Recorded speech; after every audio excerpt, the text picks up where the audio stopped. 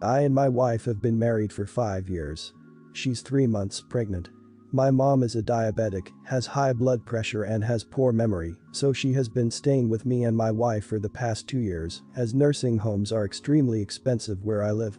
I usually do all the cooking at home, and we have one of those stovetop controllers that are password operated to ensure safety, in case my mom goes into the kitchen when I'm not at home. I also give my mom all her meds as she's prone to forgetting whether she's taken meds or not. As usual, I prepared breakfast for the 3 of us, kept my mom's meds on her bedside table and left for work. I got a call around 4 hours into my shoddy saying my mom was in the emergency ward because she passed out from only having her meds and not her food. I rushed to the hospital and found my wife sitting in the emergency ward. When I asked her why my mom didn't eat despite me having cooked, she said that she, my wife, had eaten all the food because she was extra hungry. On top of all this, my wife gave my mom her diabetic meds, thinking that she hadn't had them yet.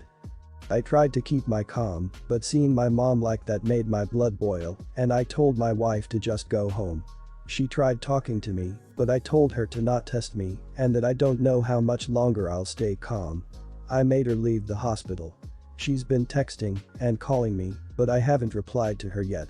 My mom is conscious now, but the doctor said she's still disoriented, doesn't remember much due to overdose of diabetic meds. She'll have to stay at the hospital for a few more days. Am I the idiot? Not the idiot.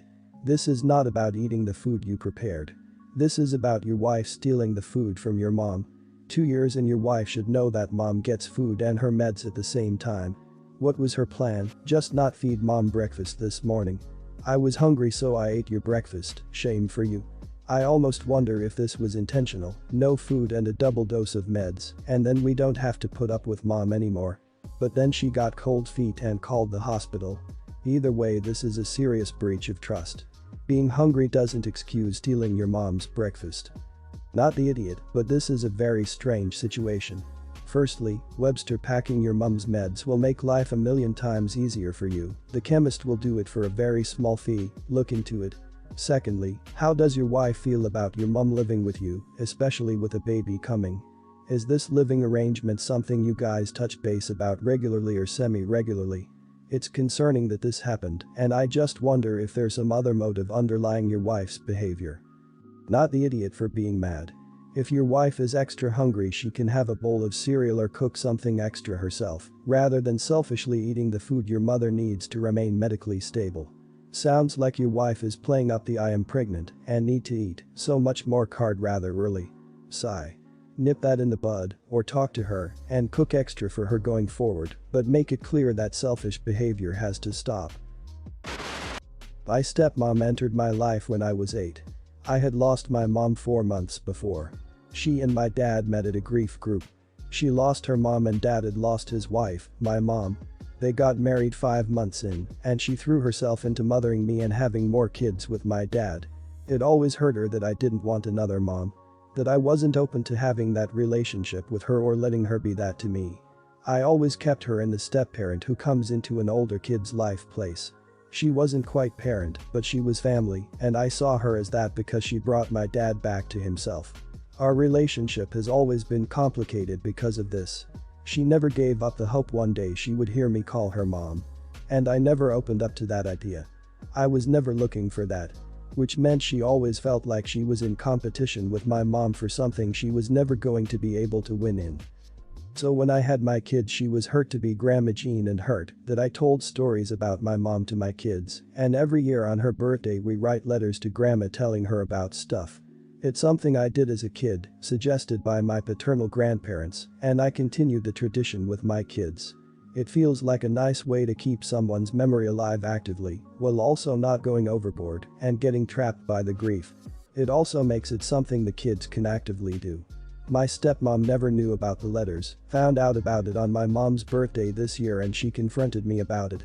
She told me she thought becoming a mom would make me more drawn to her, would make me more open to the idea that I have another mom, that mom is more than just giving birth. I told her it made me feel more connected to my mom. That I was always clear the role of mom was never open to anyone else, and she can't fill a position that isn't available. I told her I cared about her, but she needed to understand that as much as I appreciate her loving me and my dad and for being great to me, she was never going to be mom. It broke her heart and she raged at me for dismissing her as a mother and for refusing to let her be what she wants to be. I told her she is a mother. She has 4 children who are hers. She's just not my mother. She seems really broken about it. Am I the idiot? Not the idiot and a stepmother over here. Sounds to me like your stepmother was so obsessed with the idea of being your mother that she forgot to build an actual relationship with you. The role of the stepmom is never to replace mom or be the mom, even if like in your situation mom is no longer around. It's to be a partner to dad and a hopefully positive influence and loving person in the stepkid's life. How that turns out is completely up to what you, the stepmom, with the help of dad, foster in your relationship with the kids. Not the idiot. You're not obligated to bend over to make this easier for her. You're allowed to keep your real mother as close to your heart as you want, and there's also no obligation to accept your stepmother as your mother. Honestly, if she actually cared about your well-being more than her ego, like a mother would, she wouldn't still be trying to force a relationship that is clearly not going to happen. Not the idiot, but she is expecting you to bend to her will of wanting to be your mom and your grandkids' real grandma, which is wrong. You are an adult. And she cannot expect you to completely replace your own mother. You are beyond kind to her about this, and she is not willing to give an inch and had the audacity to confront you about something so special to you and your kids that has nothing to do with her. She's only thinking of herself on this and not how you might feel on this. It seems like it's her way or no way, which is never how an adult should act. I'm sorry you're going through this. My mom died when I was 12. My dad married Sarah when I was 15. To me she was always my dad's wife. Not my parent. My step-parent if you want to use the title. But the woman my dad is married to always fitted best for me. I think my age played a big part in that. She was never a female role model for me. She's never someone I went to for maternal advice. Now I'm getting married. I asked my dad to walk me down the aisle. My fiancé is also getting walked down the aisle by his dad. My dad's wife thought about this and felt since my fiancé's dad never remarried and doesn't have a significant other, she should be included in the walk to show I have 2 parents and not just one like my fiancé. Therein lies the problem. To me I do only have 1 parent. She never filled any kind of significant role in my life. I appreciate her as the woman who makes my dad happy, but I don't feel like she was much of an influential person in my life. And I don't love her. So the idea of having her be represented as my second parent feels wrong. I told her I didn't feel comfortable with it, and she told me it was wrong after 10 years of knowing her. She left it alone after that. But then learned that I took a patch out of my mom's wedding dress to add to mine, and she told me I was refusing to represent all my parents and that was wrong. I told her yet again I did not feel comfortable with it. She said I was an idiot. Dad told her she was overreacting. My sisters are hearing crap about it too. Am I the idiot? Not the idiot, I lost my mom at 25, so older than you, but otherwise, my dad remarried and I 100% relate to your feelings about the new wife. You described exactly how I feel. I'm not hostile or angry toward her, and I really appreciate that she makes my dad happy, and I'm glad he has her, but otherwise she represents the loss of the person I wish were in her place, and that will never change for me. I also had a minor spat with my dad about involving this person in my wedding, not walking down the aisle, but similar kind of thing. Anyway, I 100% get where you're coming from and I think you can't bend on this one. It will make you uncomfortable on your wedding day and that's not worth it. First of all, her idea that she should be included so as to intentionally draw attention to the fact that your fiancé only has 1 living parent is incredibly gross and inappropriate. But setting that aside, you get to choose whether you see her in a parental role. She doesn't get to demand to be presented as a replacement mother for the sake of her own ego. I'm glad that your dad isn't caving to her tantrum. I'd just tell him and your siblings that you're sorry she's behaving this way, but you hope they'll understand your wishes and why you're not giving in to her tantrum. Even if you saw her as a mother figure, she wouldn't have to walk you down the aisle. The mother of the bride doesn't usually walk the bride down the aisle or have any traditional role in the wedding at all. Unless it's a Jewish wedding and then I think it's mother and father that walk you, but I might be wrong. Plus if you're in an old church, sometimes the aisle isn't wide enough to comfortably fit 3 people walking together. And if you have her on one arm and your dad on the other, there are no arms left to hold the bouquet. I divorced my wife shortly after our 11-year-old daughter passed away suddenly. My marriage fell apart, and we couldn't stay and keep hurting ourselves the way we did. I'm not bitter about life, nor am I scared of death anymore. In fact, I'm a survivor. I survived my worst nightmare, and that is losing a child. I do my best to be the best dad for my son. He's 15, and I share custody of him with his mom and her husband James.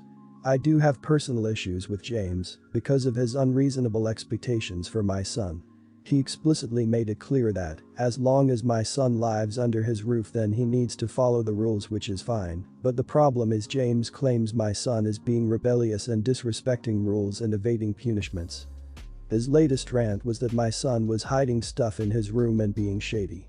Who on earth talks like that about their stepkid? As a step-parent myself, I treat my stepkids as my own, and if they were some neighborhood kids. I found out days ago that James removed the lock my son bought after his stepbrothers kept taking his stuff. They broke his drone camera and eliminating any privacy. When I went to speak to James, he said my son is hiding stuff, though my son said he wants privacy and for his stepbrothers to stop taking his stuff. James argued that transparency is important in his house and closed doors mean problems, besides that I'm teaching my son to be antisocial instead of encouraging him to bond with his stepbrothers through sharing. Also said my son's being a bad influence on his stepbrother since now they want locks too. I got mad and in the heat of moment called him paranoid for removing the lock. He asked me to leave, but I told he had a set of time to reinstall the lock or I'm going to get my son another lock and put it there myself. He laughed, saying he'd love to see me try and do that in his own damn house. He threatened to call the cops for trespassing, but I reminded him that's my son's house as well. He asked if I thought my minor son legally owned the house, then told me to leave again. The issue hasn't been resolved yet, and my ex-wife got told me off for threatening her husband and trying to dictate what goes on in his house. I had a fight with her and called her a terrible mother for letting him treat her blood and flesh this way. She said I don't get to talk to her like that because she never agreed on removing the lock, but can't do anything about it, basically saying she won't piss her husband off, which is typical. But this issue involves me as well, and I refuse to see my son treated like that by his stepfamily. Not the idiot by a long shot. Your son is 15 and deserves privacy, especially if people are taking his things. I'd try and see if you could get more custody. Your son is old enough to decide who he wants to spend time with, and when he turns 16 and gets a license, he'll really be able to choose. In my opinion, if this is a huge deal to your son and is very upset, you could make it your hell to die on. I just don't know now. Think a judge could make his stepdad put the lock back. Can your son keep more of his stuff at your place? You're going about this the wrong way. I understand that you're angry and your anger is completely justifiable, but there is no way that you storming over there and trying to force a new lock onto your kid's door in his stepfather's house isn't going to end with you being arrested. Protect the interests of your son by being strategic and taking your wife back to court to petition for primary custody. Maybe then she will pull her finger out of her arse and start looking out for the well-being of her son. The new husband sounds like an absolute idiot, and my heart goes out to you, your ex-wife and your son. I'm so sorry for your loss. Not the idiot. Is there a way you can let your son store things at yours, where he has privacy? This is not your fault in the slightest, but how far are you willing to take this to help your kid? You could ask James out for a drink so you can talk man to man or whatever. Try to get to the root of why your son having a lock bothers him so much.